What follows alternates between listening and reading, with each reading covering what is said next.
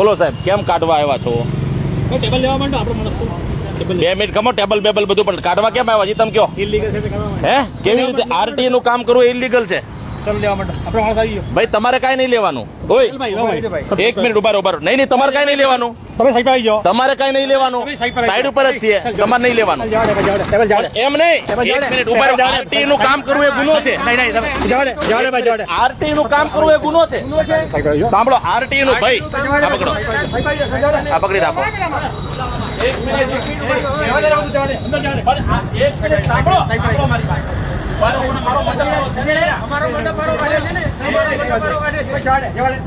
એક મિનિટ છોડો. કામિનીબેન સાથે વાત કરો, મારી વાત થઈ ગઈ. કામિનીબેન સાથે વાત કરી લો. હે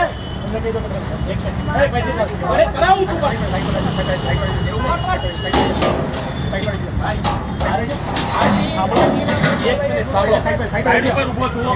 પણ આ મંડપ ને ટચ કરાય.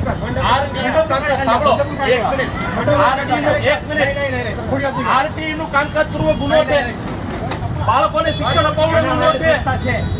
બાળકોને શિક્ષણ અપાવવું એ ગુનો છે. બાળકોને શિક્ષણ અપાવવું એ ગુનો છે. એક મિનિટ. અરે ભાઈ હું એમને તમારા માણસ ને કેવું થઈ ગયું એમને? એક મિનિટ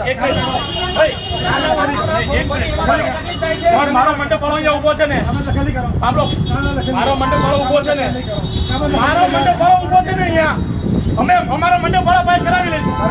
બોલાવી લો બોલી. એક મિનિટ રહેવા દે ભાઈ, રહેવા દે. બોલાવી લો પોલીસ, બોલાવી લો. એમ નહીં, હાલો રાક્ષસો છો. આરટીએ નું કામ કરું, છોકરાઓને એડમિશન અપાવવું ગુનો છે. છોકરાઓને એડમિશન અપાવવું એ ગુનો છે. આમ જો પૂછવા ભાઈ ને, અને ફોન કરી ગુનો છે. તમારા છોકરાઓ સરકારી સ્કૂલમાં ભણવા જાય, છોડી દો. એક મિનિટ, તમે આ છોડી દો. અરે કેસ કરો,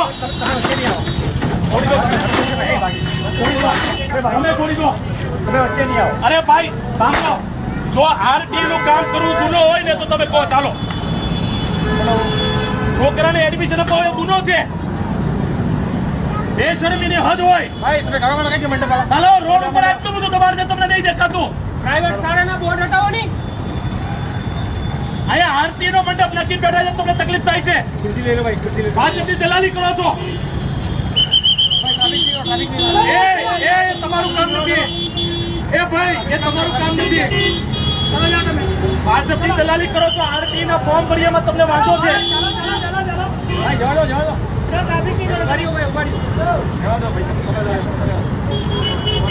આરટી નું કામ કરીએ ગુનો છે. આરટી નું કામ કરીએ ગુનો છે. સાંભળો, સાંભળો. એક મિનિટ, તમે એમ નહીં કરો, તમે એમ નહીં કરો. આરટી નું કામ કરીએ ગુનો છે. એ લોકો અરે પણ હું એમ કહું છું, સાંભળો, આરટી નું કામ કરવું એ ગુનો છે.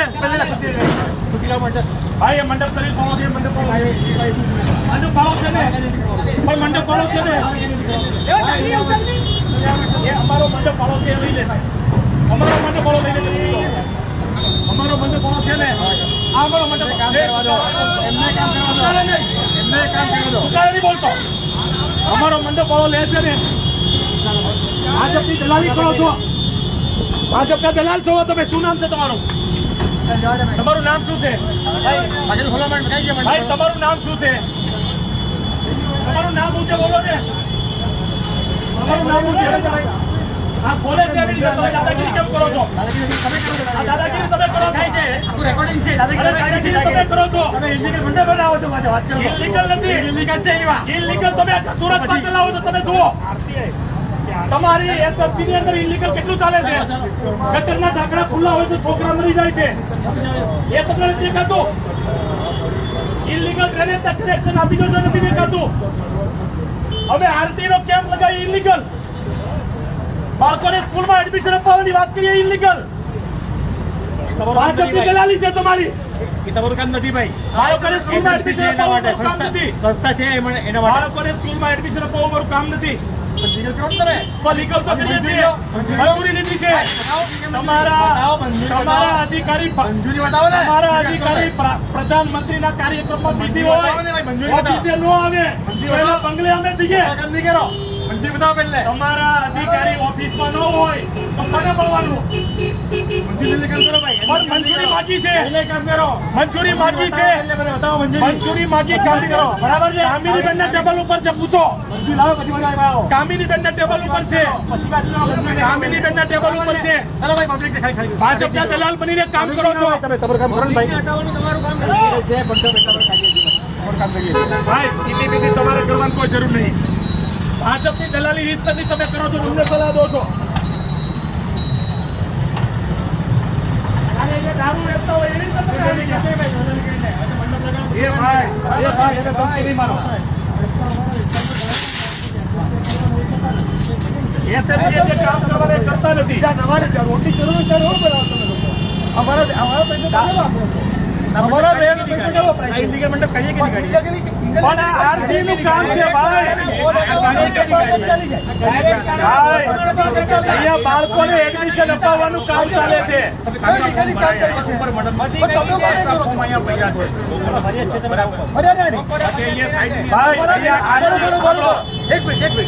અમારા વેરાના પૈસા તમે નવા ડેવલપ એરિયા કરો છો ત્યાં વાપરો છો. પૈસા ડેવલપ કરો છો એ કેમ નથી લેતા તમે? ત્યાંથી પૈસા લઈને જ કરે છે આ લોકો. રોડ બનાવે છે. અમે આરતીમાં એડમિશન અપાવવાનું કામ કરીએ, દારૂ વેચીએ છીએ, અહીંયા કઈ ખોટું કરીએ છીએ. એ કરાવજો. ખોટું કામ થઈ રહ્યું છે ભાઈ. અમે ખોટું કરતા હોય કયો?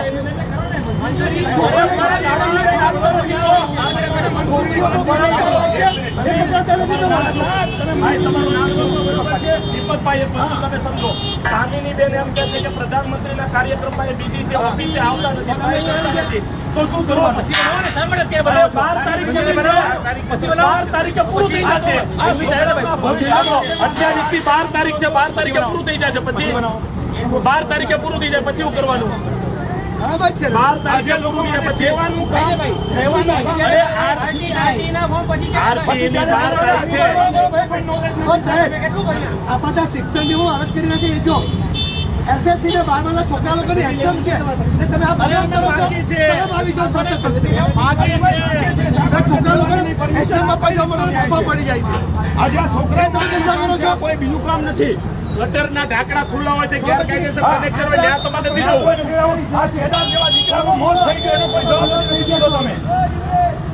અને અહીંયા આરટી ના ફોર્મ ભરવા ઉભા રહીએ તો ભાજપના એજન્ટ બનીને અમારું બંધ કરવા આવ્યા.